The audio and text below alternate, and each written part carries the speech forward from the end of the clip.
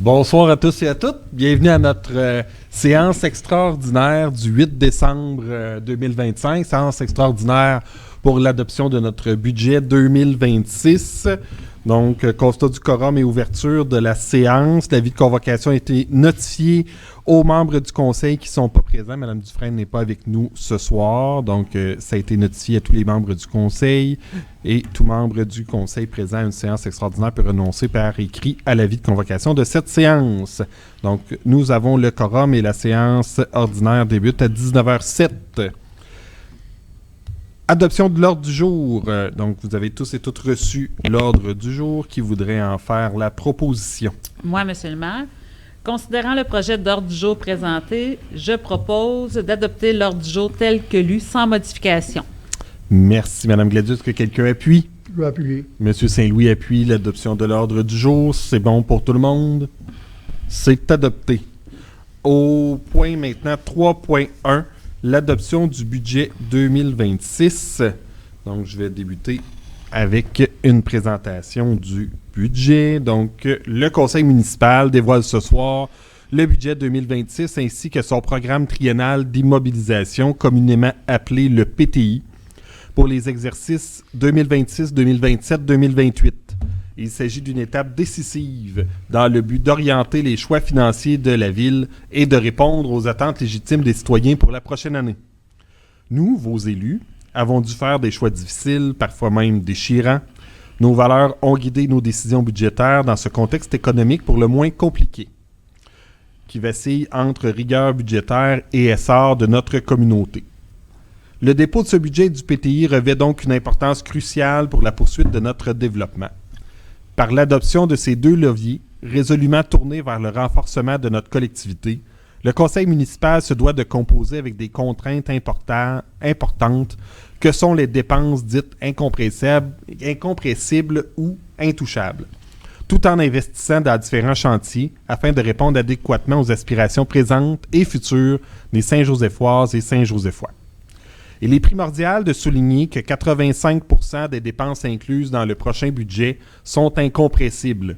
Ces charges, qui ne peuvent être réduites sans compromettre les services essentiels aux citoyens, comprennent plusieurs éléments clés, notamment les frais de financement, les quotes-parts, avec des hausses importantes pour le maintien ou l'actualisation des infrastructures, de la régie intermunicipale de l'eau Tracy-Saint-Joseph-Saint-Roch et de la régie d'assainissement de l'eau Richelieu-Saint-Laurent, ainsi qu'une légère baisse de notre participation à la MRC de Pierre de Sorel, qui se doit d'assurer l'essor d'outils essentiels à la région, comme par exemple le transport adapté et collectif, le développement économique, la gestion des matières résiduelles et le supralocal, ainsi qu'à l'Office d'habitation Pierre de Sorel, en partenariat avec la Société d'habitation du Québec, pour notre participation au programme de supplément au loyer PSL, visant à offrir des logements accessibles aux ménages à faible revenu et notre contribution de 10% du déficit d'exploitation du HLM de 15 logements situé au coin des rues McCarthy et Lucie.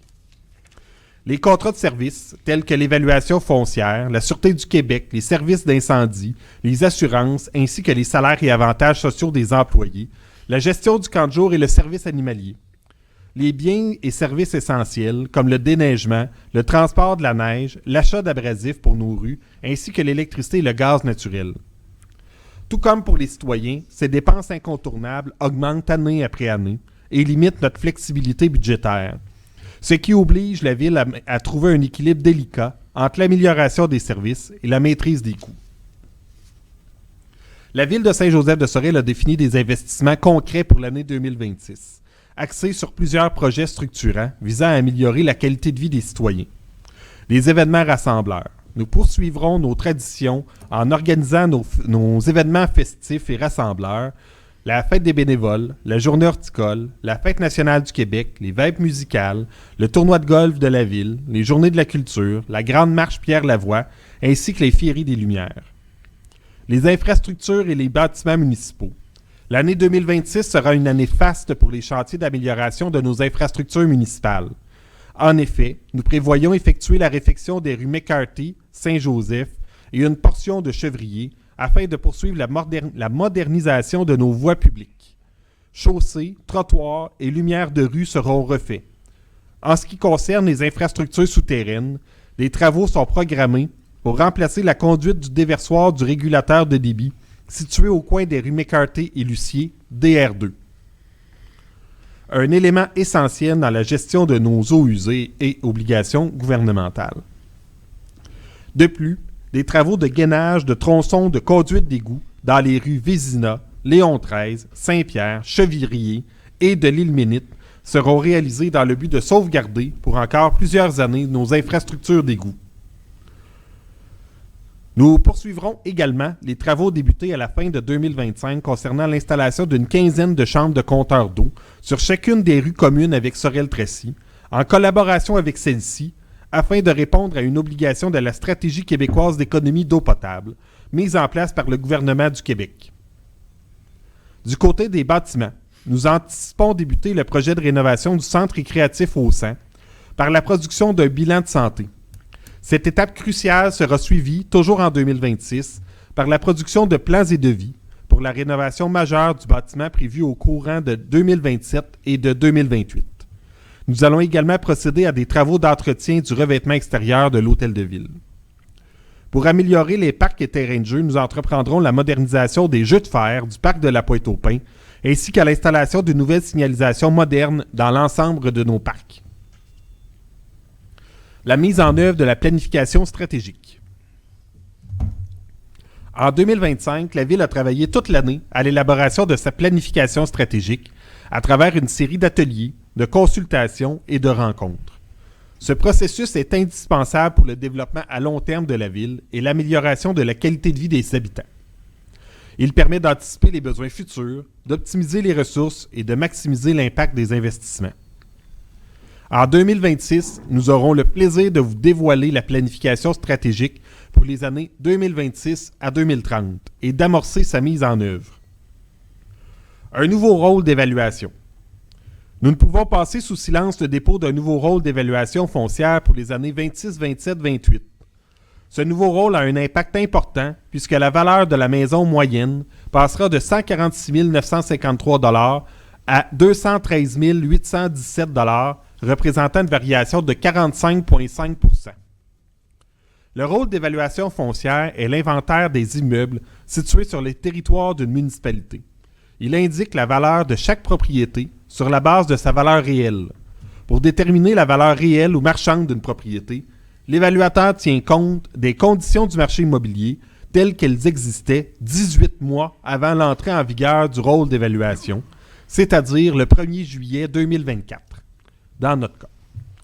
Le rôle d'évaluation est confectionné par des professionnels indépendants. Le conseil municipal, ainsi que la direction de la ville, ne peut influencer les résultats des évaluations produites en vertu de la loi. Malgré l'augmentation impressionnante de la valeur des propriétés, nous avons travaillé fort afin de restreindre l'augmentation du compte de taxes, ce qui représente pour la maison moyenne une hausse de 6,5 % pour l'année à venir. Les prévisions budgétaires 2026 s'élèvent à 6 467 340 $, soit une augmentation de 6,6 % par rapport à l'année dernière. Le taux de taxe foncière de base passera de 1,1960 du 100 $ d'évaluation en 2025 à 0,8805 du 100 $ d'évaluation en 2026. Cette réduction de plus de 26 % vise à compenser la hausse des valeurs foncières. 2 nouveaux taux de taxes feront leur apparition en 2026. Le taux de taxe pour les terrains vagues desservis sera établi à 1,7610 du 100 $ d'évaluation afin de stimuler la construction d'un petit nombre de terrains encore vacants sur le territoire. De plus, les immeubles de 6 logements et plus se verront octroyer un taux de taxe fixé à 1,7111 du 100 $ d'évaluation afin de favoriser l'équité, par exemple dans la gestion des matières résiduelles, les égouts, les services d'incendie, etc. Enfin, les taux de taxe foncière des immeubles non résidentiels d'une valeur de moins de 400 000 et de 400 000 et plus seront gelés puisque la variation des valeurs entre le nouveau et l'ancien rôle d'évaluation est de moindre importance que pour les immeubles résidentiels. On va maintenant passer à la présentation qui vous permettra de découvrir les principaux axes du budget 2026 ainsi que ceux du PTI 2026, 2027, 2028 et d'en saisir les implications pour les citoyens de Saint-Joseph de Sorel.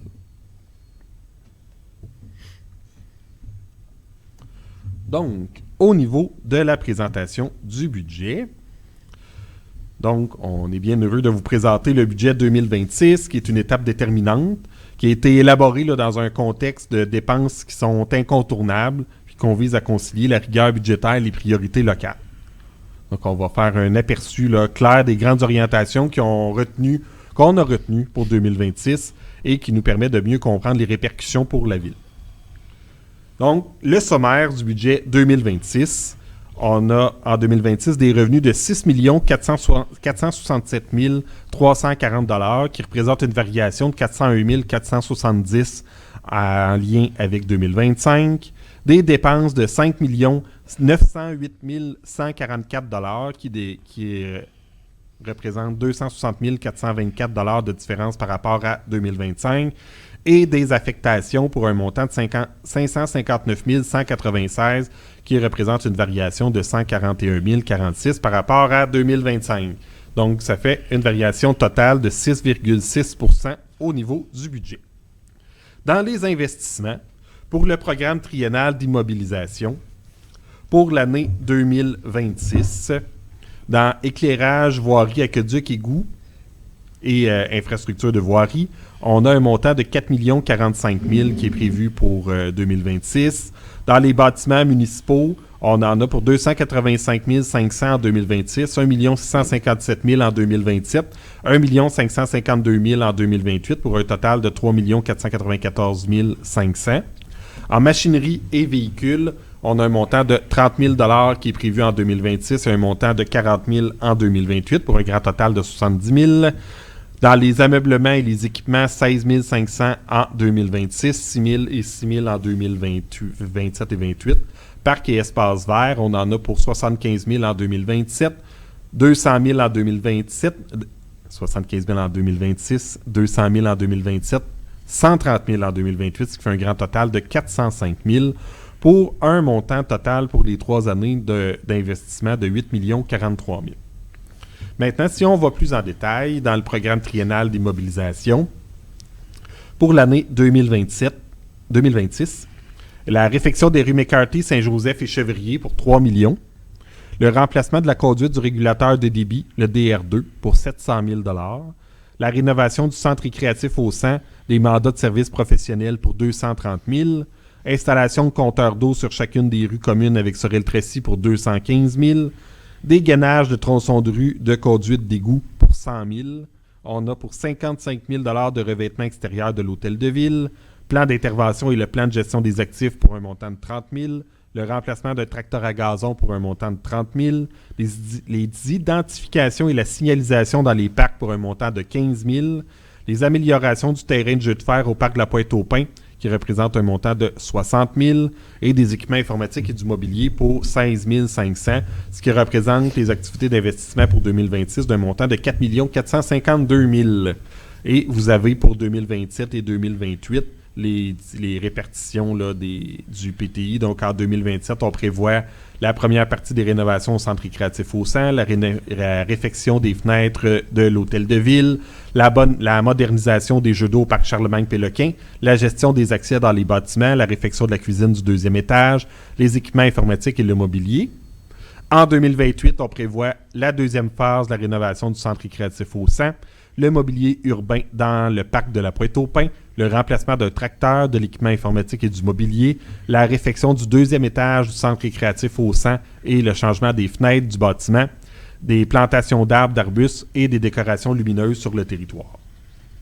Maintenant, au niveau des dépenses, donc pour le budget 2026, en administration générale, on a un montant d'1 386 128 $, ce qui représente une augmentation de 2 083 par rapport à l'année 2025, donc 0,2 %.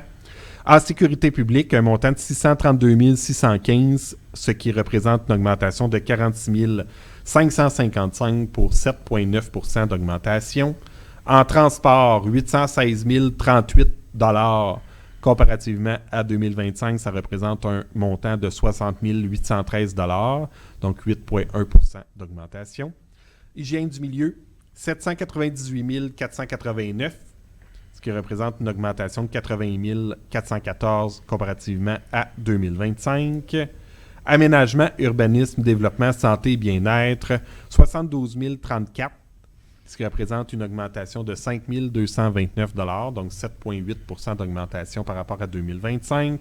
Loisirs et culture, 1 612 152. Ça fait un montant de 29 532, ce qui représente une augmentation d'1,9 %. Édifices, machinerie et véhicules, donc 324 193 $, ce qui représente 40 163 $ d'augmentation, donc 14,1 % d'augmentation pour cette rubrique. Et des frais de financement pour un montant de 266 495 $, ce qui constitue une diminution de 4 365 par rapport à l'année 2025 pour un total de dépenses au budget 2026 de 5 908 144 $. Donc ensuite, dans la prochaine diapositive, vous avez les dépenses par fonction. Donc, comme je viens de vous le nommer, donc vous voyez le tableau des différentes dépenses par fonction. Ensuite, on a les dépenses par objet. Donc, dans les biens et services, on en a pour 2 395 821 $. Ça représente 37 % du budget. Des affectations pour 27 290 $. Des rémunérations et des charges sociales pour 2 276 343 $, ce qui représente 35 % du budget. Des quotes-parts et des contributions pour 969 486 $, ce qui représente 15 %. Et le service de la dette et les activités financières, un montant de 852 980 pour un total de 13 % du budget. Dans les affectations maintenant, aux affectations 2026, on a du paiement de capital de la dette, donc le remboursement du capital sur des subventions en lien avec une dette. En 2026, on en a pour 542 078. On en avait pour 520 370 en 2025. Du remboursement annuel au fonds de roulement pour 44 407 $, comparativement à 19 154 en 2025. Affectation de surplus accumulé affecté, on a une diminution donc par rapport à 2026, donc 63 791. En affectation de surplus accumulé non affecté, aussi 55 000 $ comparativement à 26 717 en 2025. Et des acquisitions d'immobilisation par le Fonds général, on en a pour 91 500 comparé à 85 780 en 2025. Les principales dépenses et affectations. Donc, au budget 2026, les salaires et avantages sociaux, donc qui est un montant de 2 276 343. Donc, ça représente 4,5 % d'augmentation par rapport à l'année 2026. Donc, ça comprend là, les hausses des taux de remise gouvernementales, les hausses de salaire selon la convention, les hausses des assurances collectives.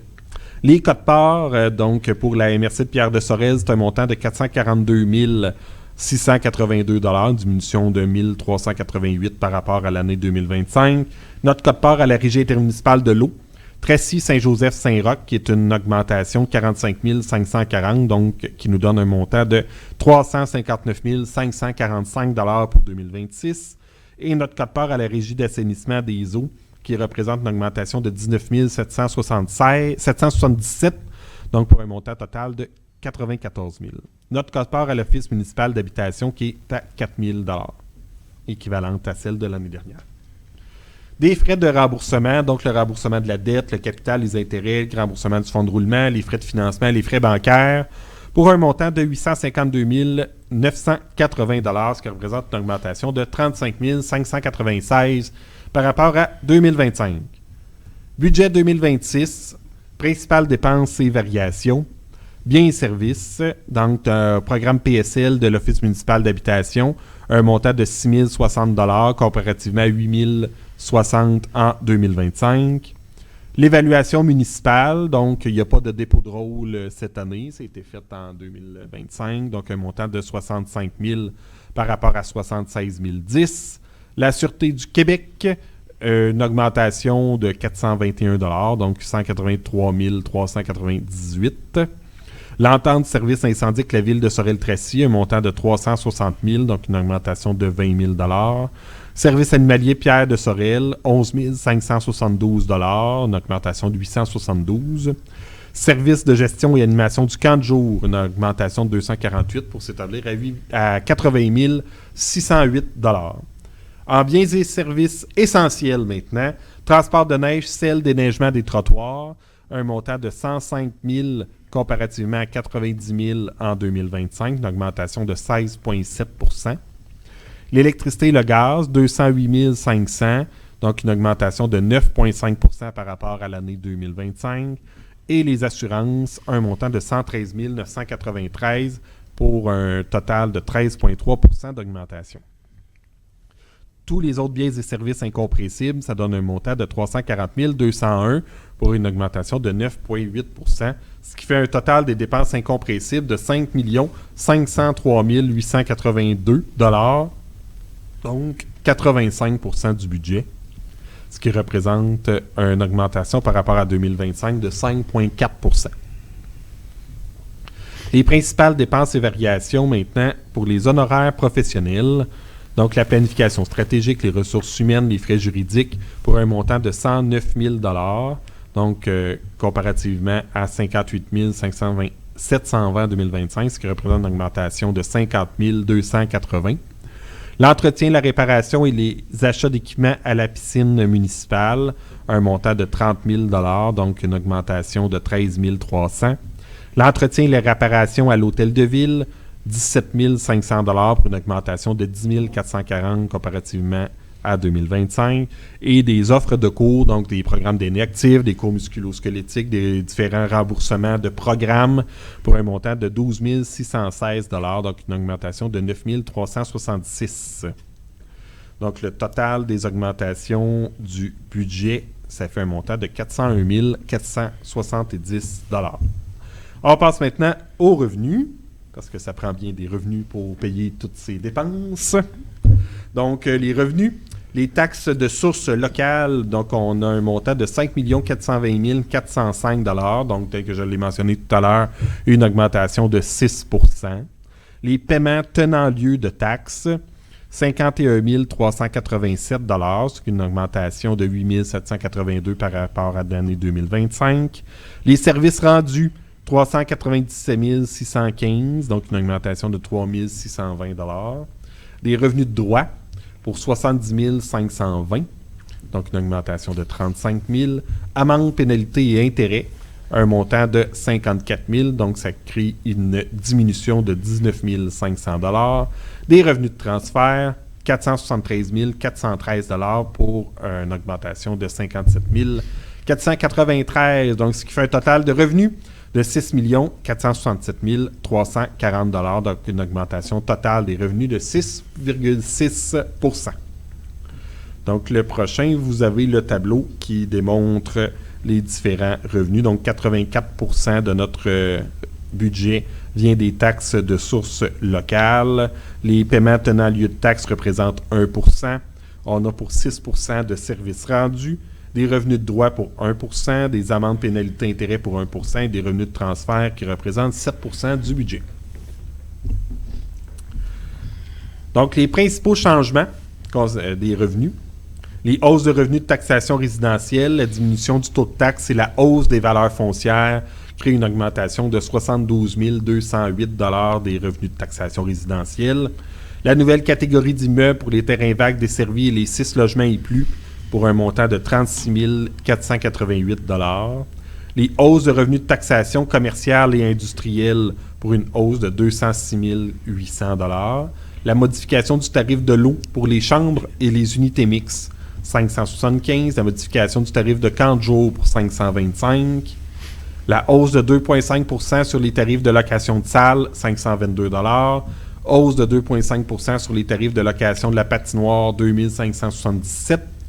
Une hausse de revenus sur les droits de mutation immobilière pour un montant de 35 000 supplémentaires et la diminution des revenus d'intérêt, 19 500 $ et les hausses des revenus de subvention de 66 275, ce qui donne une augmentation des revenus de 401 470 $.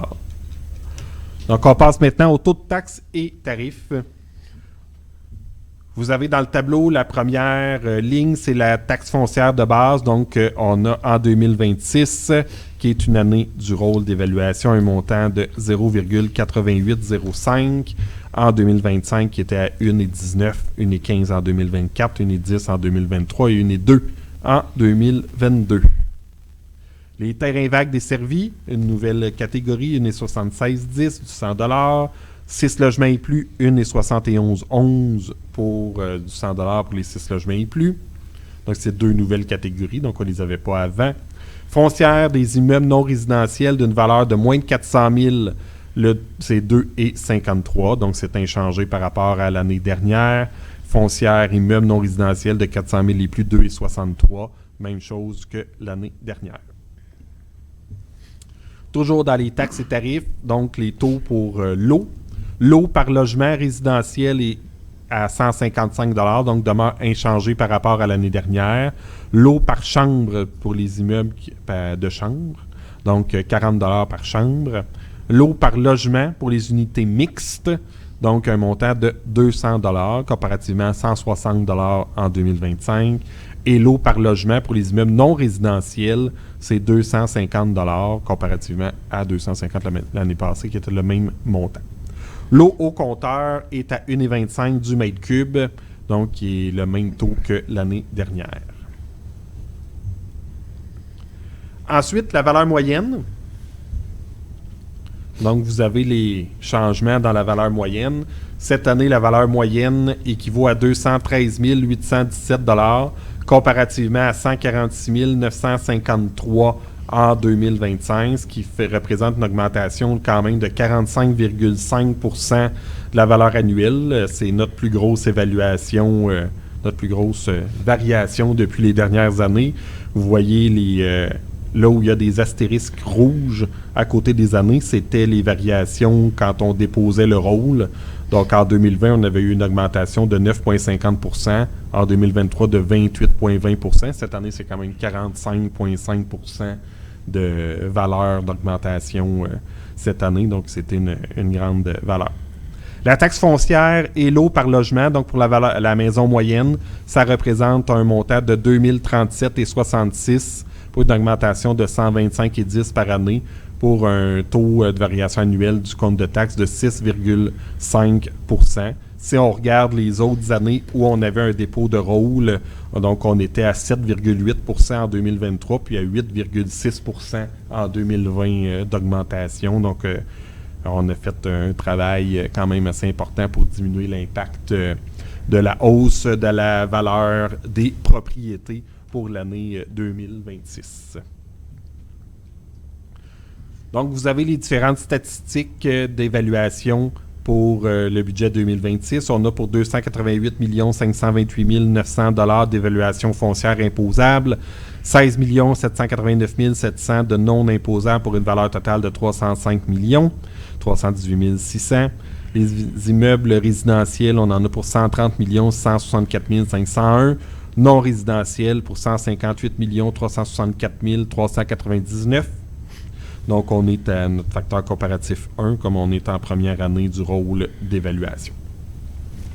Pour une valeur uniformisée au rôle de 288 528 900 $. Les autres statistiques, donc vous avez les différentes variations du budget. Cette année, on est à 6,6. L'année dernière, on était à 6 %, mais l'année dernière, ça ne comprenait pas les investissements sur les immobilisations non financées. Ensuite, on a les activités financières, donc qui augmentent de 4,6 % comparativement à 9,6 % l'année dernière. Les activités d'investissement, donc on a pour 4 452 000 d'activités d'investissement, 1 600 de population estimée. Notre endettement net est de 6 301 428 $, en diminution par rapport à l'année dernière où on était à 6 827 798. Donc, notre endettement net per capita est de 3 938 $ comparativement à 4 371,19 pour l'année dernière. Et vous voyez les autres années de référence. Donc, ça termine la présentation du budget 2026. je veux vous remercier tous et toutes. Je veux remercier Amélie, donc notre trésorière, pour tout le travail. C'est quand même un long exercice que de préparer ce budget-là. Donc, Amélie puis toute l'équipe et Patrick, merci pour tout le travail que vous avez fait. Merci aussi aux membres du conseil pour le temps qu'on a passé ensemble à faire les séances d'études avec Amélie et Patrick pour en arriver aux résultats qu'on vous présente aujourd'hui. Donc, je vous remercie, puis vous passerez le mot aux équipes respectives pour tout le travail qui a été accompli. Donc, je veux vous remercier sincèrement, puis en même temps, merci pour l'année 2025 qu'on a passé tous et toutes ensemble. Donc, merci beaucoup. On en est maintenant rendu à l'adoption du budget 2026. Qui propose l'adoption du budget? Oui, M. le maire, considérant que le Conseil doit, durant la période allant du 15 novembre au 31 décembre, préparer et adopter le budget de la municipalité pour le prochain exercice financier et y prévoir des revenus au moins égaux aux dépenses qui y figurent. En conséquence, je propose d'adopter le budget équilibré de l'exercice financier 2027 de la ville de Saint-Joseph de Sorel, incluant des revenus, des dépenses et des affectations totalisant 6 467 340 $, le tout tel que présenté, séance tenante, de permettre à la directrice générale et adjointe et trésorière d'affecter le surplus accumulé nécessaire pour les sommes prévues au budget 2026, soit un montant de 55 000 $ pour le surplus accumulé et non affecté et un montant de 63 791 pour le surplus accumulé affecté. D'émettre un certificat de crédit disponible pour les dépenses prévues au budget 2026. D'autoriser le maire ainsi que le directeur général et greffier à signer tout document requis pour donner plein effet à la présente résolution. Merci, M. Latour. Je veux dire, c'est bien 2026 là, qu'on adopte, oui. Pas 2027. OK. 2026. Je vais l'appuyer, monsieur. Merci, M. Baron. C'est bon pour tout le monde? Oui. Est-ce que c'est adopté? C'est adopté à l'unanimité des conseillers présents. Au 3.2, l'adoption du programme triennal d'immobilisation 26, 27, 28, qui fait la proposition pour l'adoption du plan triennal d'immobilisation, donc on a présenté là, tout à l'heure. Donc, je vais juste peut-être faire les différents totaux là, par année. Donc, pour l'année 2026, c'est un total de 4 452 000 d'investissement. Pour 2027, 1 863 000. Et pour l'année 2028, 1 728 000 $. Donc, je vous ai fait la présentation là, tout à l'heure en même le budget concernant les différentes activités d'investissement qu'il va y avoir pour l'année 26, 27 et 28. Qui veut en faire la proposition? Oui, M. le maire. Considérant que le Conseil doit, au plus tard le 31 décembre de chaque année, adopter par résolution le programme des immobilisations de la municipalité pour les 3 années financières subséquentes. En conséquence, je propose d'adopter le programme triennal des immobilisations de la ville de Saint-Joseph de Sorel, totalisant 8 043 000 pour les années 2026, 2027 et 2028, le tout tel que présenté, séance tenante. D'autoriser le maire ainsi que le directeur général et greffier à signer tout document requis pour donner plein effet à la présente résolution. Merci, M. Saint-Louis. M. Cournoyer, appuie. Questions, commentaires? Est-ce que c'est bon pour tout le monde? Oui. Personne ne demande le vote. Non. C'est adopté à l'unanimité des conseillers présents. On est maintenant rendu à la période de questions. Il n'y a pas de questions. Et levée de la séance. Qui propose la levée de la séance extraordinaire? Moi, M. le maire, je propose de lever la séance extraordinaire à 19h41. Merci, Mme Gladu qui appuie. M. Latour appuie. C'est bon pour tout le monde. La séance extraordinaire est levée. On se voit dans une couple de secondes pour la séance ordinaire.